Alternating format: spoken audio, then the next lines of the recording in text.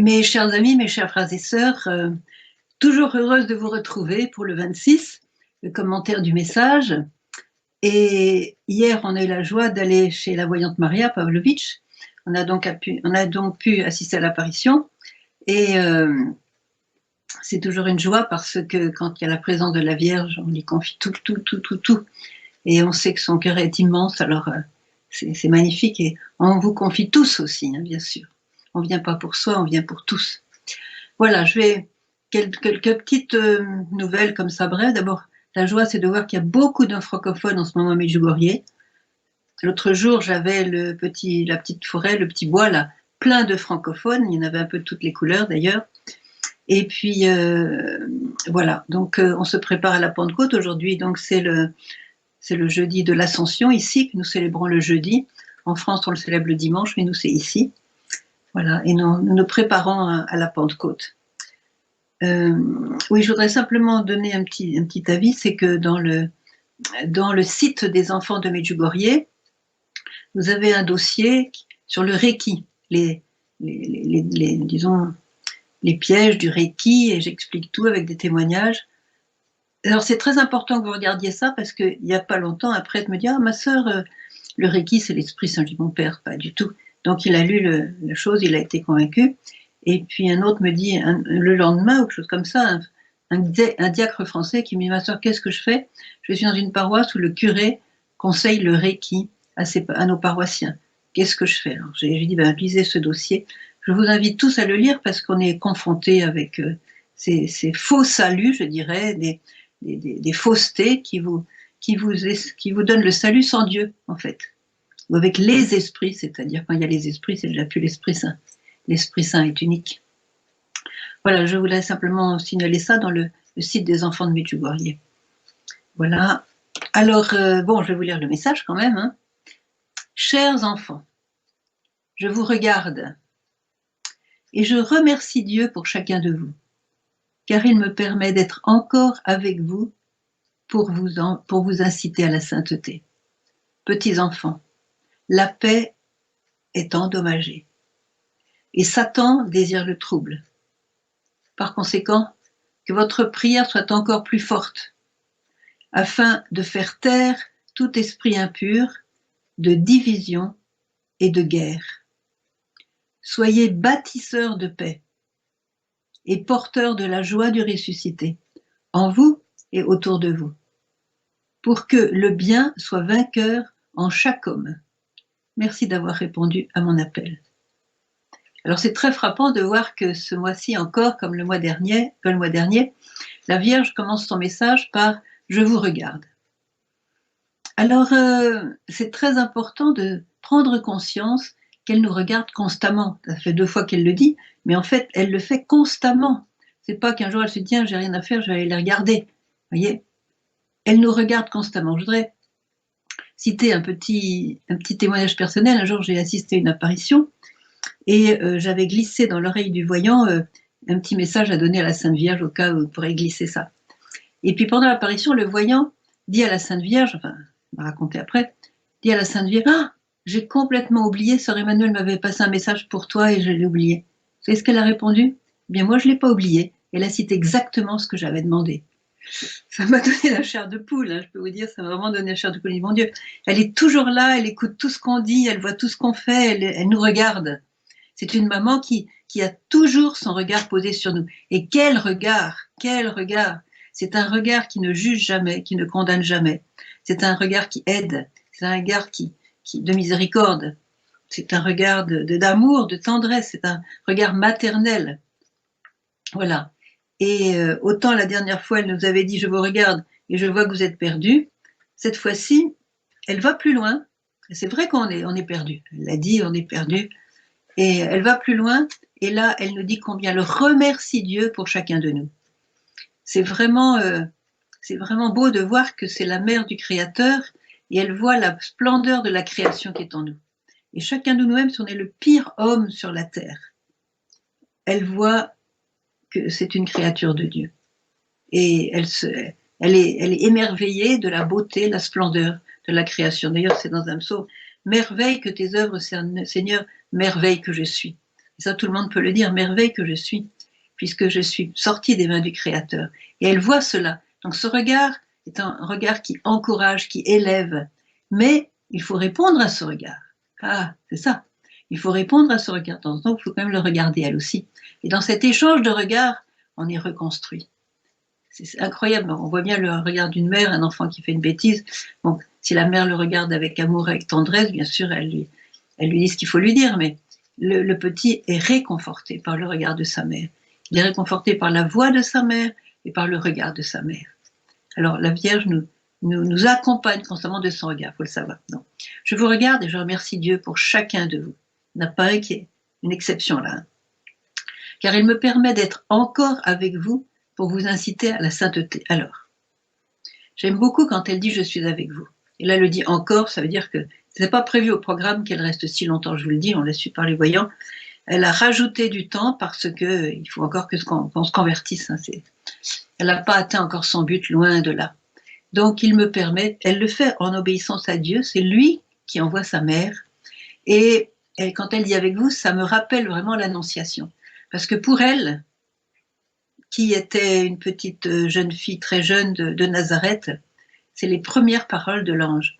« Je te salue Marie, pleine de grâce, le Seigneur est avec toi. » Donc dès qu'on dit « avec toi »,« avec vous », elle vibre, ce sont les paroles de l'ange. Dieu est avec elle et elle est avec nous. Et ce « avec nous », avec vous de la part de Dieu, ça veut dire à chaque instant et particulièrement dans les moments de combat. C'est-à-dire aujourd'hui où nous sommes dans une crise en fait du monde entier, pas seulement de l'Église. Le monde entier est en crise, on ne sait pas ce qui va se passer, on a des restrictions, on a des obligations, on a des forcings même, vous voyez, la liberté a sérieusement pris un coup. Hein, et donc, oui.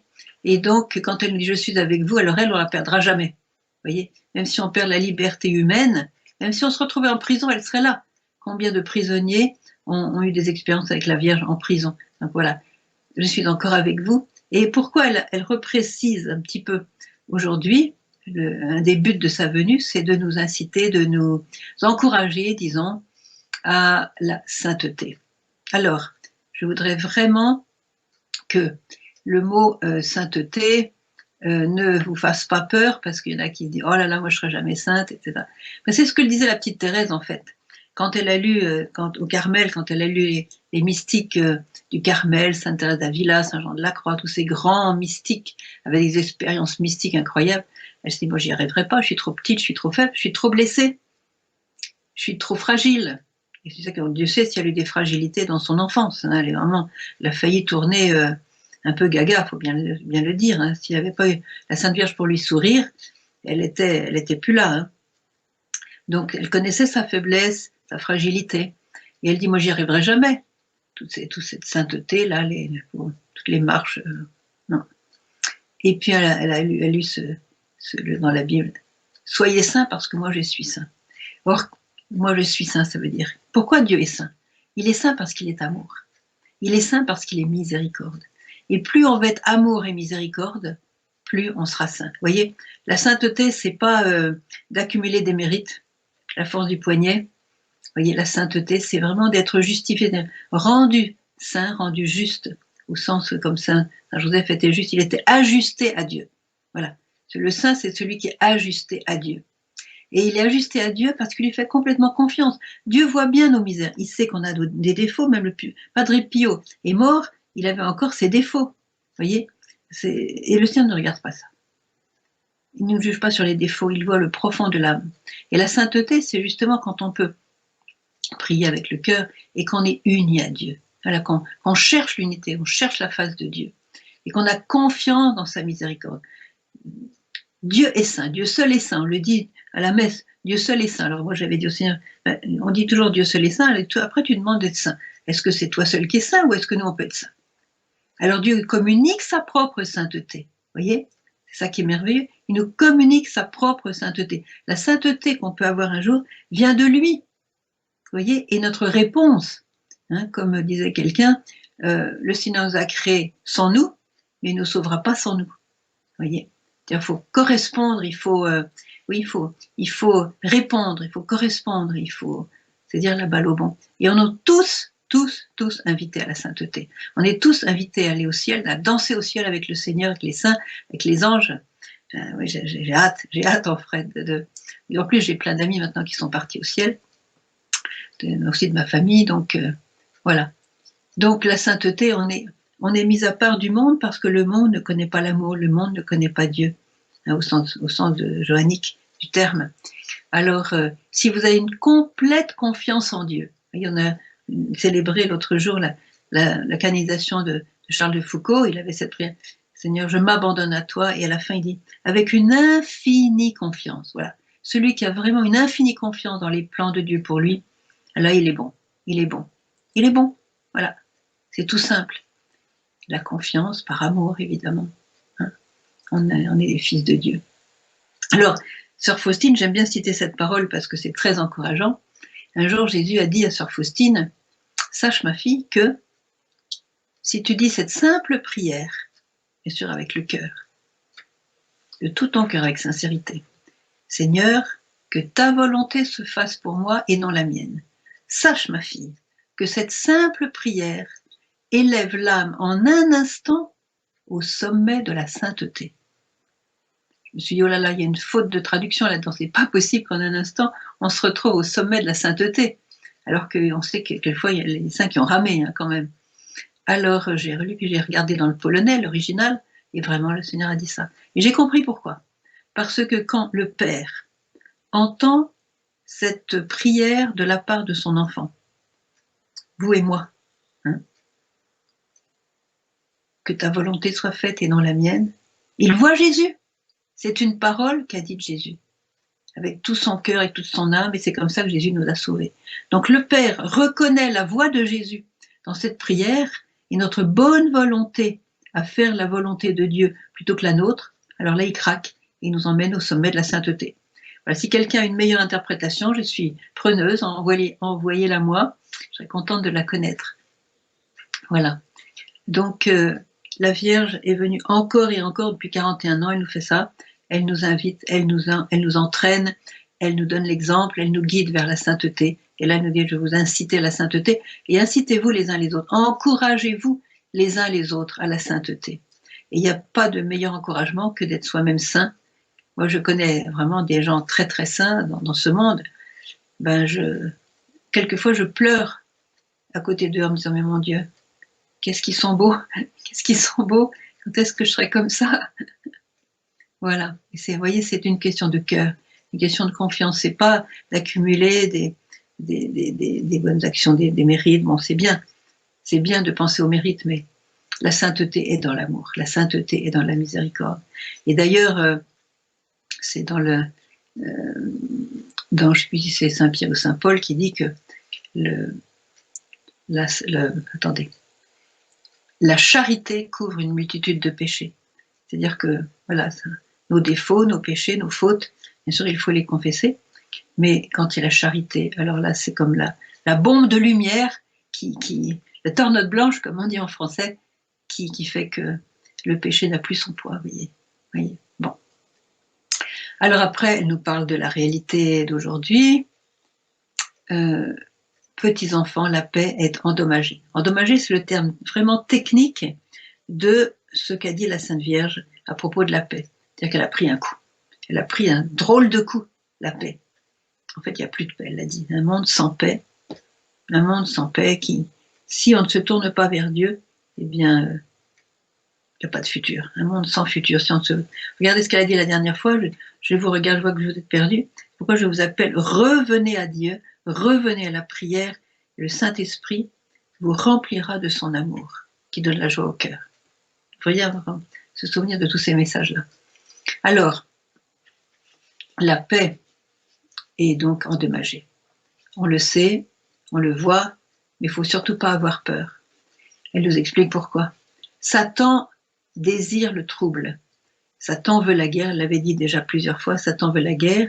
Il visite la terre, elle nous l'a dit encore il n'y a pas longtemps, avec sa haine, avec son agressivité, son impureté, etc.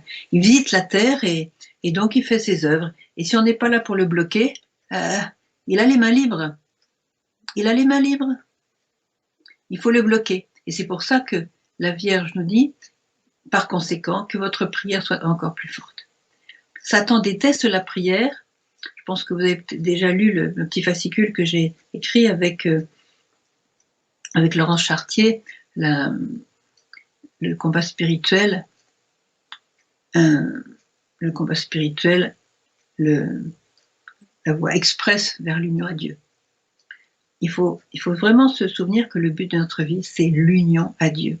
Quand Jésus dit « Le Père et moi, nous sommes un », moi waouh, je me suis dit « Mais Seigneur, mets-moi dans cette unité, mets-nous tous dans cette unité. Le Père et moi, nous sommes un ». Et la Vierge nous invite à rentrer dans cette unité, voyez.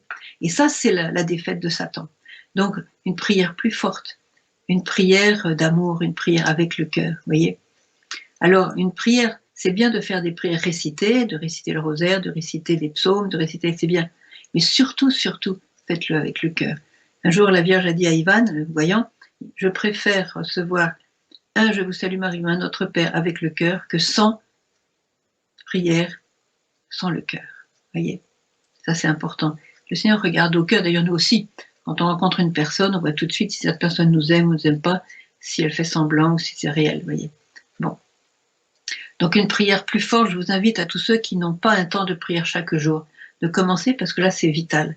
Elle l'a dit, la prière est le fondement de votre paix. Alors écoutez bien ce que je vais vous dire, il n'y a pas de paix sans prière. Il n'y a pas de paix dans les familles, il n'y a pas de paix dans les groupes de prière, il n'y a pas de paix dans les paroisses, il n'y a pas de paix dans les pays, dans les bureaux, dans les lieux de travail, il n'y a pas de paix sans la prière. Je le répète, c'est pour moi qui l'ai dit, je le crois, mais c'est dans tous les messages de Marie. Il n'y a pas de paix sans la prière. Le fondement de notre paix, c'est la prière. Et une prière plus forte nous demande la Sainte Vierge parce qu'elle voit que Satan augmente sa manière de travailler. Elle nous dit, il ne dort pas. Il ne faut pas faire comme s'il n'existait pas. Et si on fait comme s'il n'existait pas, comme on est sur le champ de bataille, on se fait avoir. Et on se fait avoir inconsciemment parce qu'il est très subtil. Il vient pas avec ses grosses crives et sa grosse queue fourchue et ses dents comme ça.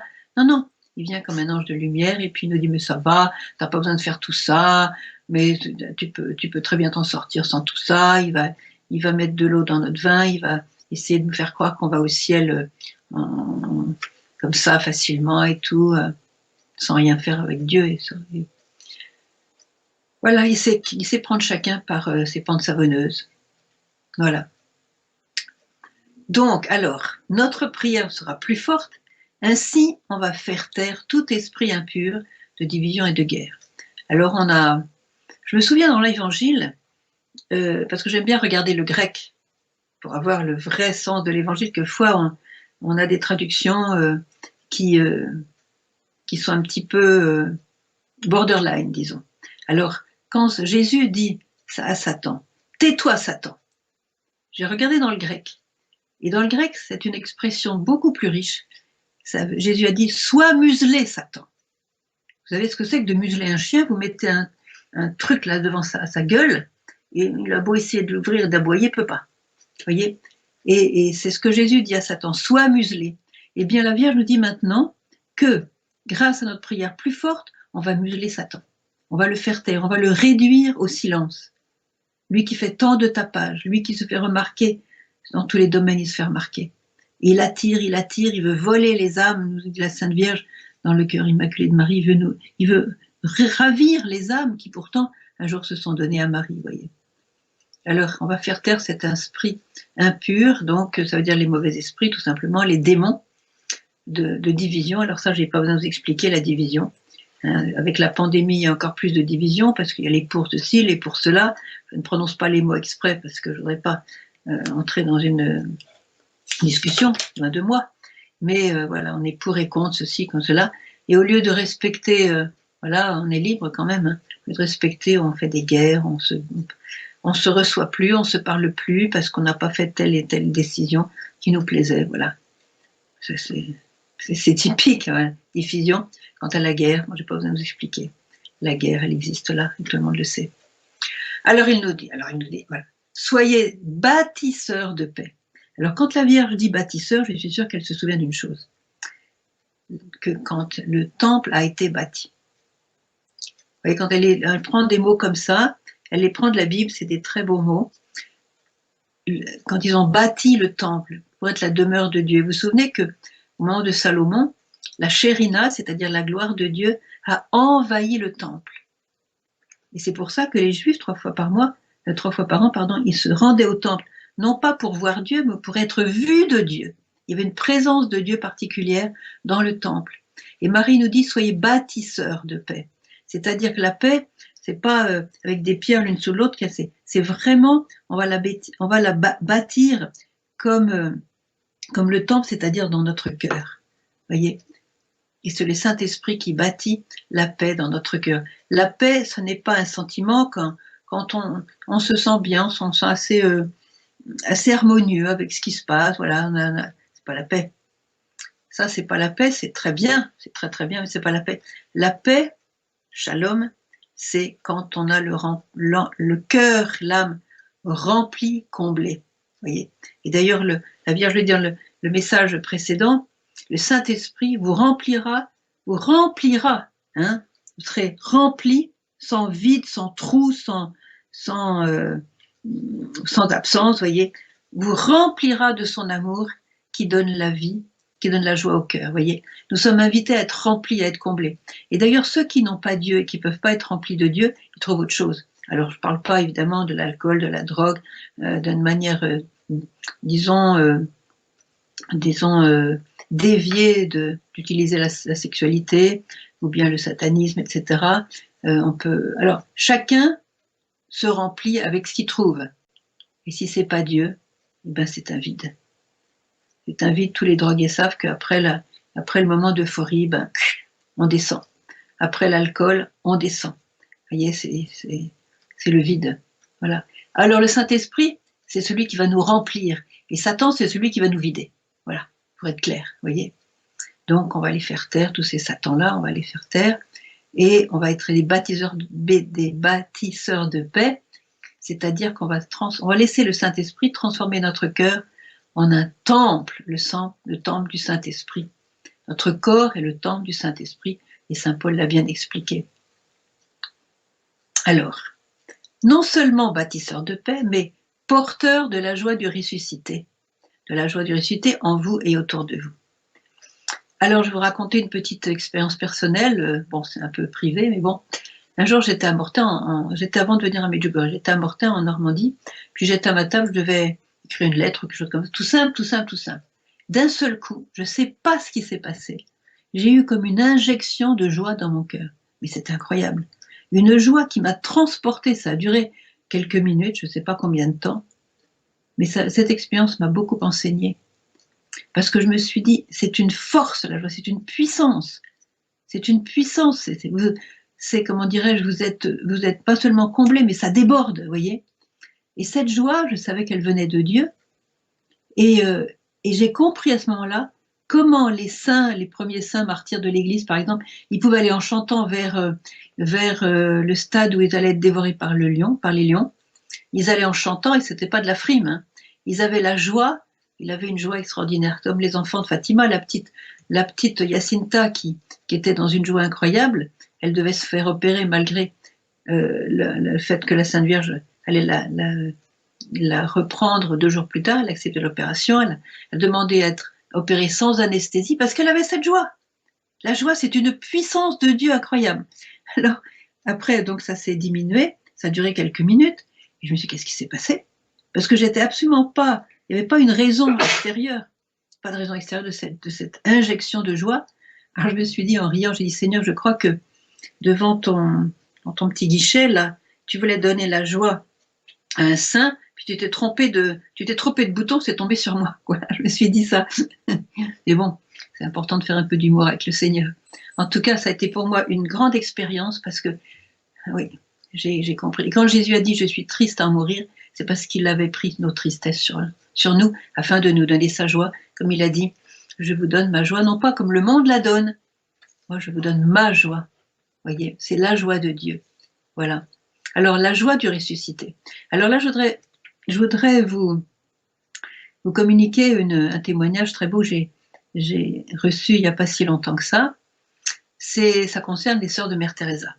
Les sœurs de Mère Teresa sont un peu partout, il y a de la pauvreté, vous le savez bien, il y a des maisons où elles accueillent un petit peu, voilà, elles évangélisent, elles accueillent, elles recueillent les mourants, elles recueillent les blessés, les pauvres, elles leur donnent à manger, les enfants abandonnés, enfin ouais, Mère Teresa, quoi, les missionnaires de la charité. Donc il y avait une maison de missionnaires de la charité, c'était du temps où Mère Teresa était encore vivante. Non, elle était déjà morte, pardon. Et donc c'est à Katmandou au Népal. Et puis elles ont eu besoin pour leurs soins d'une, comment ça s'appelle, une physiothérapeute, oui. Et pendant 1 an, elles ont prié Mère Teresa pour avoir une physio ou un physiothérapeute. 1 an. Mais alors un jour, une des sœurs ouvre la porte et elle voit qu'il y a une jeune fille qui passe dans la rue, une jeune femme qui passe dans la rue. Elle lui touche l'épaule, elle dit viens, viens, viens. Demain, il faut que tu viennes à 9h. Et l'autre, quand même, qu'est-ce que c'est que ça? Cette personne était infirmière abortiste, athée, mais alors athée à fond la caisse, contre Dieu, contre le pape, contre Mère Teresa, contre les prêtres, elle était contre tout ce qui est bon. Alors elle était un peu étonnée, elle a dit bon, qu'est-ce que cette histoire, voilà. Et puis elle n'a pas dormi de la nuit. C'était plus fort qu'elle, il fallait qu'elle y aille. Elle s'est pointée à 9h, je ne sais pas ce qu'elle a fait là à 9h en tout cas, et la sœur lui a dit demain tu reviens mais à 6h, et à 6h il y a la messe. Je dis attends, la messe, c'est vraiment pas du tout son monde, vous voyez. Alors pareil, elle n'a pas dormi, ça fait la 2e nuit sans sommeil, elle n'a pas dormi, c'était plus fort qu'elle, elle est même arrivée à 6h moins le quart. Et là c'était la messe. Alors ils lui ont dit tiens, assieds-toi là, etc. Elle ne savait pas où elle était tombée, vous voyez. Et puis à un moment donné, il y avait un crucifix devant elle. Jésus s'est détaché du crucifix et au lieu d'être Jésus en croix, il est devenu Jésus ressuscité. Et à ce moment-là, elle est tombée le nez par terre.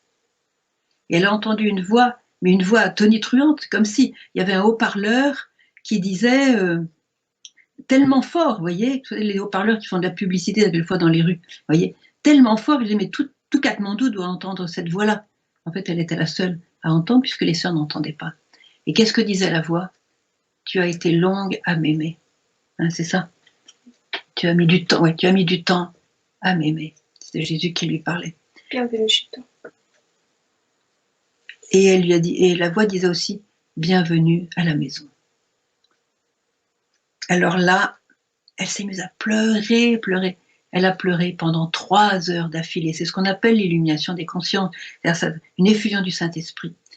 Et les sœurs qui étaient donc derrière elle voyaient comme une couverture de feu sur elle.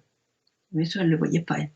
Une couverture de feu et des flammes, des langues de feu sur elle, sur sa tête, sur ça. Et elle a fait une mare d'eau autour d'elle. Pendant 3 heures, elle a pleuré. Bien sûr, quand elle s'est relevée, elle était complètement différente. Alors Jésus lui a donné un nom, parce qu'elle était une sportive, tout ça, alors elle faisait plein d'avortements, elle était dans un hôpital, il faisait un avortement toutes les 7 minutes. Donc vous voyez, c'était vraiment une personne comme ça, disons. Et Jésus lui a donné son nom, parce elle était partie là, à Katmandou, pour faire des excursions dans l'Himalaya. Alors, c'est une sportive, grimper l'Himalaya, c'est son truc. Et comme il y avait des pluies battantes à ce moment-là, elle n'a pas pu y aller. C'est comme ça qu'elle est restée coincée à Katmandou. Résultat, cette expérience. Et alors, Jésus lui a donné un nom, elle s'appelait Maya. Et Jésus lui a dit non, tu t'appelleras Maria de l'Himalaya. Vous pouvez regarder sur Internet, il y a son histoire. Maya de l'Himalaya. Alors, elle a raconté bien sûr son histoire et maintenant, elle va dans le monde entier pour raconter son témoignage. C'est absolument bouleversant. Et c'est une très bonne amie d'une personne qui est chez nous en ce moment. Donc c'est comme ça que j'ai su l'histoire. Et quand elle a vu Jésus, elle savait que dans l'état où elle était, avec tous les enfants je ne donne pas tous les enfants qu'elle avait tués, elle était destinée à l'enfer. Elle savait qu'il y avait, normalement c'était l'enfer pour elle, voyez. Et Jésus l'a reprise et c'était la miséricorde. Alors c'est une expérience que nous sommes tous invités, nous ferons tous, elle le dit d'ailleurs, parce que Jésus continue à lui parler, nous ferons tous cette expérience de la visite du Saint-Esprit. Et elle disait que quand ça sera terrifiant pour tous ceux qui sont contre Dieu et qui ne sont pas dans la grâce de Dieu, donc qui sont vraiment dans le péché jusqu'au cou, et ça sera le paradis pour tous ceux qui sont avec Dieu, en communion avec Dieu. Oui. Donc c'est comme on se prépare en ce moment à la Pentecôte, là, demain on va commencer la neuvaine à la Pentecôte, donc je vous invite à préparer cette effusion du Saint-Esprit, cette visite du Saint-Esprit. On ne va pas être tous comme Maria de l'Himalaya, c'est-à-dire un choc vraiment, elle est passée de l'enfer au ciel, en quelque sorte, hein, et c'est ce qu'elle rayonne, ce dont elle rayonne quand elle voyage. Et j'espère qu'elle viendra bientôt à Medjugorje, elle en a le plan en tout cas. Et on n'a pas toujours cette aussi fort, hein, mais en tout cas, c'est ce qui nous attend, d'être en quelques secondes la vision de notre âme telle que Dieu la voit. Ça, c'est... Et Marthe Robin parlait de la nouvelle Pentecôte d'amour. Hein, et Marie dit aussi que quand tous les secrets de Medjugorje seront révélés et donc réalisés, ça sera la fin du pouvoir de Satan. Retenez ça, ça va vous encourager, parce que je sais qu'aujourd'hui, presque tout le monde, dit presque, parce que je ne veux pas être trop comme ça, presque tout le monde souffre, et souffre quelquefois beaucoup. Eh bien, vous avez cette porte ouverte devant vous qui est votre avenir, et votre avenir s'appelle Jésus. Votre avenir s'appelle Jésus, c'est pas la peine d'en chercher un autre, votre avenir, c'est le Christ qui nous a sauvés par son sang, qui vous aime infiniment, et qui vous invite, qui vous appelle par son nom, peut-être qu'il vous donnera un nouveau nom, et qui vous aime infiniment, et qui veut vous faire miséricorde, il vous demande simplement de répondre, Seigneur, me voici pour faire ta volonté, je veux te suivre. Qui me suit ne marchera pas dans les ténèbres, me dit le Seigneur, mais il y aura la lumière de la vie. Et je vous souhaite à tous, hein, ah oui, j'ai oublié une phrase, excusez-moi, donc sera porteur de la joie du ressuscité, et que le bien soit vainqueur de chaque homme, que le bien soit vainqueur en chaque homme. Donc c'est ce qui s'est passé pour Maria de l'Himalaya, le bien a été vainqueur en elle, voyez. Voilà, donc ben voilà, on va maintenant passer aux questions. On va passer aux questions, n'est-ce pas? Je pourrais vous en dire plus, mais bon, on m'a bien dit qu'il fallait que je garde mes timings. Alors,